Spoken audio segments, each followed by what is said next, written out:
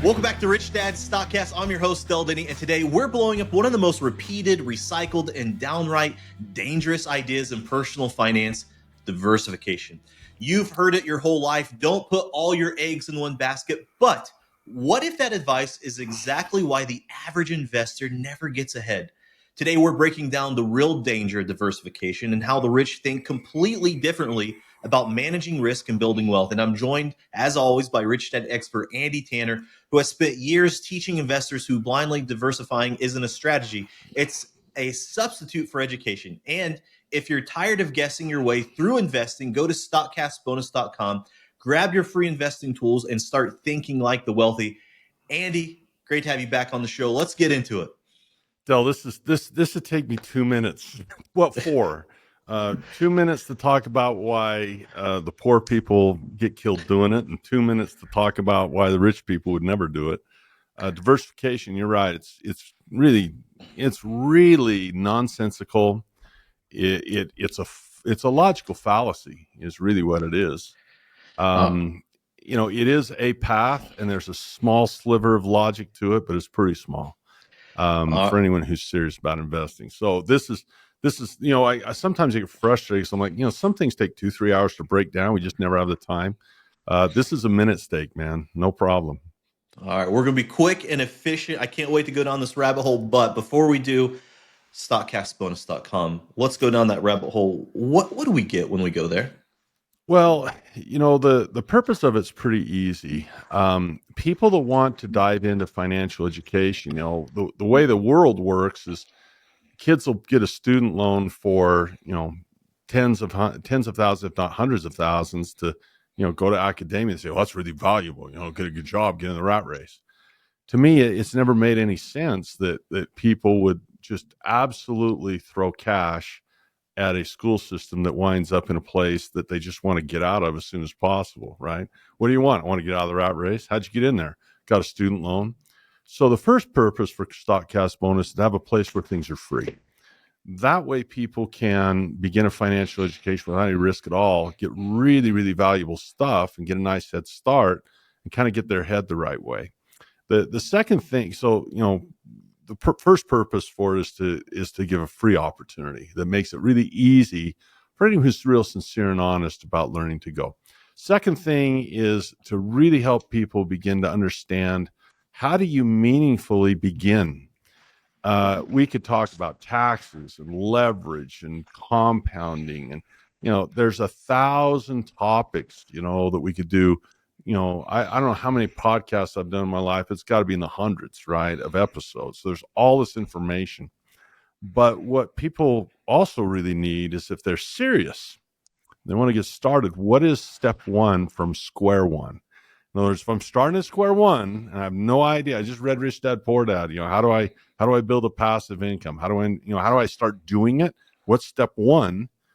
There's your first 6 steps or first 6 things to learn. And it just lays it out so people can make actionable, they can do stuff. So stockcastbonus.com, great place to visit. If you haven't been there yet, go there. So with that, let's crush diversification. All right, let's crush it. Speaking of diversification, let's just start out. Why do so many people believe diversification is the golden rule for investing? It's a tap out. They've tapped out. They tap out right there. When I quit playing basketball in college, I really had a hole in my life because there was no competition. I really needed a fight. I really needed a game. I needed another human to, fight and beat against. So in 1993, my last year playing college basketball, when I finished that summer, they had this thing they started called the Ultimate Fighting Championship. And you submit people. They tap out. They quit. And that's exactly what diversification is. It is an admission or a submission to say, I can't do better than average, so why try? I can't be great. It's impossible to be smart. And so I'm just going to take what the market gives me, and I'll throw my money everywhere without any education at all, and I'll non-discriminately buy these things. And I hope that the winners outnumber losers, because on average they have. And so I'm going to ride that train, and I'm going to try to get my historical 8%. Some years it'll be up, some years it'll be down, but over the long term, it's 8%. And that's what I'll take. And in the words of Warren Buffett and the late Charlie Munger, they say, this is a quote from them. You can look it up. It's in one of their meetings that they have every year for Berkshire. They said, it is an admission in our view that someone doesn't know what they're doing. In other words, it is the anti-education approach. It is tapping out and saying, why learn it? Why study? Why analyze the business? It's just too hard to do. Can't be done. And yet, the rich do it all the time. To me, I can't guarantee anyone a double-digit return. But I can also say that it'd be really hard for me to imagine if someone adds like click and get paid to what they do. Just from a cash flow standpoint, okay, it is not hard to design a double-digit return. Like, for example, let's take Occidental Petroleum right now. Occidental Petroleum right now, I don't know what it'll be when we release the podcast, but right now it's like $42. Their dividends probably a couple percent, so there's 2% right there. You go and sell an at the money put, click and get paid, get another 3.5%. So now you're at 5 to 6. Then you go and write very conservative, out of the money covered calls that have 90% success rate at 0.5% per month. There's another 6%. You're 12% a year, and you're buying that stock cheaper than Warren Buffett bought it because he's been buying it at $50, $60, $65. He bought it 38 times. He's made purchases of that stock, 38 of them. And you can go now get it because of the problems in Iran and all the oil scare. That drops oil down, and you buy Oxy on sale, and there you got it. I mean, there's your double-digit return. Can I guarantee that? But that's without the stock moving. And it'll probably move up. And so, to choose diversification over just basic intelligence to do something like that makes no sense to me. So yeah, I agree with Buffett 100%. It's a tap out. It's a confession that you don't know what you're doing. Warren Buffett also said this: diversification is an answer to ignorance. It only makes sense for people who don't know what they're doing. There you have it. Done. There you Tapped go. out. Mic drop. Submitted. There we are. Over. Yeah. Well, let's do this. Let's take a quick break. We've just exposed why traditional diversification doesn't actually protect you and why it's often a cover up for financial ignorance or a tap out, if you will. But after the break, Andy's going to explain what the rich do instead, how they actually manage risk while increasing returns. And if you want to start building an intelligent portfolio with confidence, head over to stockcastbonus.com right now and grab your free investing tools. And don't wait for Wall Street to educate you. Go to stockcastbonus.com. Stick around. We'll be right back. So far, it's been great. I needed a source where I could really enrich my education through stocks. I didn't really have an avenue for it, and it's helped me a lot. The simplicity has really gotten me on the track to where I enjoy the learning as well as it's really solidifying in my mind. And like, they're not just trying to sell you something, they really care about the people that are in the course, and they really do care about you and your personal goals, and what you want to do is to help you and your family and whatever your goals are in life through that. So it's really been great. Welcome back to Rich Dad Stockcast. I'm here with Andy Tanner, and now we're flipping the script. So if not diversification, then what? So what do smart investors focus on? Well, let me make one more blow the belt before we do that. I have one more thing to kick it in the head with. Okay, so this is the thing that kills me. Who recommends you to diversify? Well, all the financial advisors and the Wall Street folks, because they want assets under management. So this is what kills me. Diversification means I'm going to take what the market gives me. And they say, oh, you've got to diversify. Why am I paying them fees then to do what the market's going to do anyway? How much intelligence does it take to spread your money around and just take what the market gives you? The answer is zero. So where's the value add? And it's exactly true what Warren Buffett says. I quote this. You can find me on the internet saying this like every week. So it's as bad as the goose that laid the golden egg, reference I always make. It's repetitive. He says this: the ultimate irony of the investment business is that a dentist can pull teeth, or an obstetrician can deliver babies better than the husband or wife, and dentists can pull teeth or fill teeth better than if the patients try to do it themselves. But in the investment world, someone who believes in American business seeks out the lowest way to participate, stock ownership. They can exceed the results that, from professionals as a group. It's the only industry I can think of where the professional's efforts subtract value from what the layman can do himself. In other words, you can diversify yourself. Go buy the SPX. You're done. You don't need a broker for that. You don't need to pay any type of fee for that. Stocks are traded free now at most brokerages. There's absolutely no reason at all to pay someone to say, I'm going to give you what the market's going to give you anyway. There's no value add, only a value subtraction. I'll debate anyone with this, and they will not win. Diversification is an answer to ignorance. Why pay someone to do something that takes no intelligence or insight to do? Why would you pay an expert that gives no expertise? That's insane. And Warren Buffett also said 1% is enormous.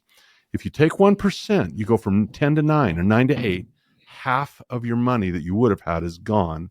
And that top half goes in the pockets of Wall Street. Absolute math. I'd invite my friends that love diversification, David and Susie, just get out a calculator, basic compounding calculator, and see what 1% does over a person's investing life. To diversify and get less than the market average because of fees, insane. So I kicked it while it's down. All right. I love that. Now, for someone that's listening right now who's always believed that diversification was the safest route, what's one shift they can make this week to start thinking like an investor instead of a saver? Just go diversify. If you're hell bent on it, go. I mean, what am I going to? I'm not going to try to convince. I'm tired, man. I'm not going to try to.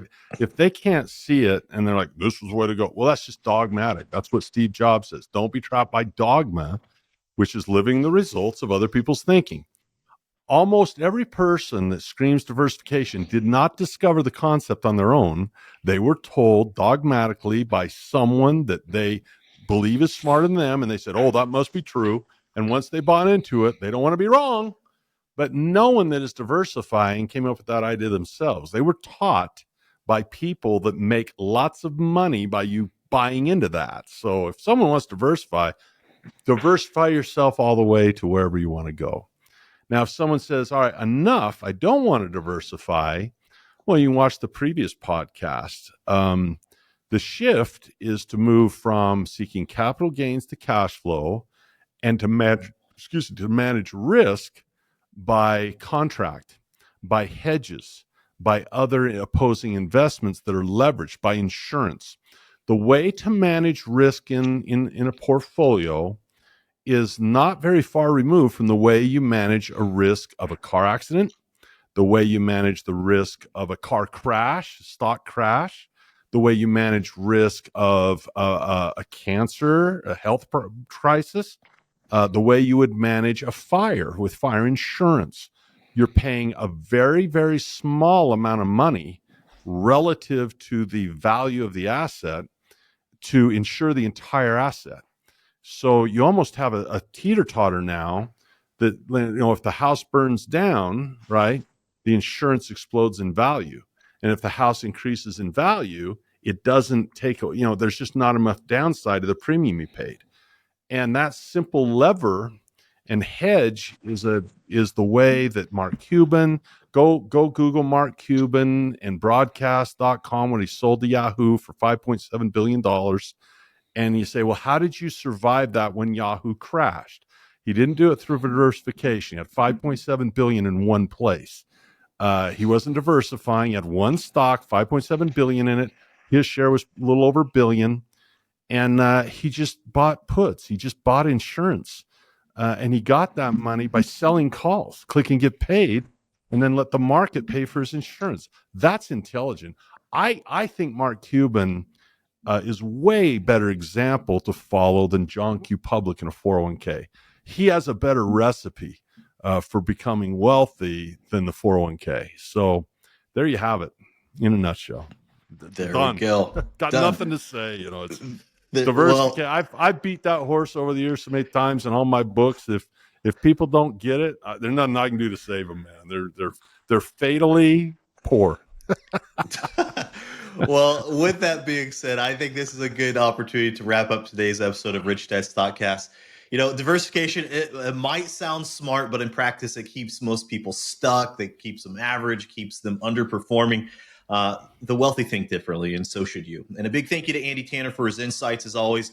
If you're ready to break out of the traditional trap and build an intentional investing plan, go to stockcastbonus.com, grab your free tools and resources and your checklists that are waiting for you over there. And don't forget to like, subscribe, comment, and share this episode with someone who's been playing defense with their money for way too long. You're not here by accident. You're building something that most people won't. Stay smart, stay invested, and we'll see you next time. This podcast is a presentation of Rich Dad Media Network.